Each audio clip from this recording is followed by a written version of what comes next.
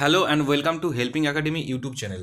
আজকে আমি তোমাদের জন্য ক্লাস নয় একটি আপডেট নিয়ে এসেছি। অনেকেই বলছে ডাব্লিউবিপিএসসি ক্লার্কশিপের যে লাস্ট এক্সামটি হলো, যেটার পার্ট 2 হলো 2023 নোটিফিকেশনে, সেই এক্সামের ভ্যাকেন্সি নাকি 9,700+।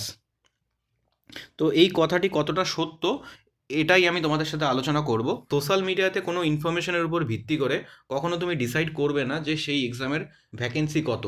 একমাত্র যদি পাবলিক সার্ভিস কমিশন থেকে কোনো অফিসিয়াল নোটিফিকেশন না বেরোয়, অফিসিয়াল নোটিফিকেশনের ছাড়া কিন্তু তুমি কখনোই বিলিভ করবে না যে কোনো একটি পার্টিকুলার এক্সামে কত ভ্যাকেন্সি রয়েছে।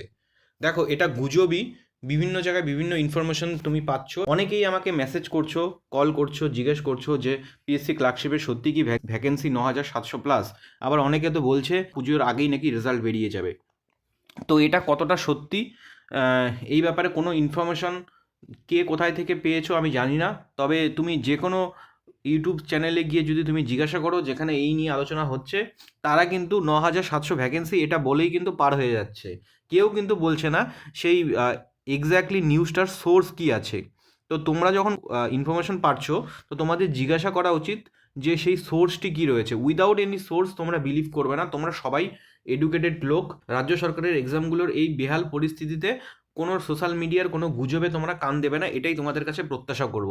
আর হ্যাঁ, অবশ্যই 9,700+ যদি ভ্যাকেন্সি হয়ে থাকে সেটা তো ভীষণই ভালো খবর। তা আমি চাইবো, প্রার্থনা করব যেন 9,700+ই ভ্যাকেন্সি থাকে, চাকরিটা পেয়ে যাও। দেখো, এই এক্সামের কাট অফ কত যেতে পারে। যদি 9,700+ ভ্যাকেন্সি থাকে তাহলে কিন্তু ইউআরের কাট অফ পার্ট 2তে এটাতে 113-র বেশি যাবে না। 113-এর বেশি যাওয়ার কথাও নয়। গত বছর আমরা দেখেছিলাম, লাস্ট টাইম যখন রিক্রুটমেন্ট হয়েছিল আমরা দেখেছিলাম 69,000 লোককে ডাকা হয়েছিল। সেখানে কিন্তু ভ্যাকেন্সি কিন্তু ওই 7,200-র মতো ভ্যাকেন্সি ছিল। ঠিক আছে?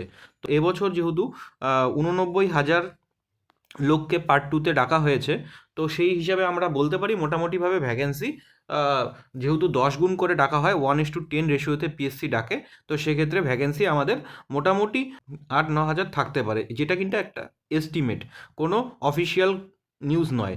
তো আমি বলবো যে অফিসিয়াল নোটিফিকেশন আসুক। একটি রিক্রুটমেন্ট চালু হয়েছে, আজ 2026 চলছে, এখনও এটার কোনো অফিসিয়াল নোটিফিকেশন আমরা জানতে পারলাম না যে এক্স্যাক্টলি ভ্যাকেন্সি কত রয়েছে।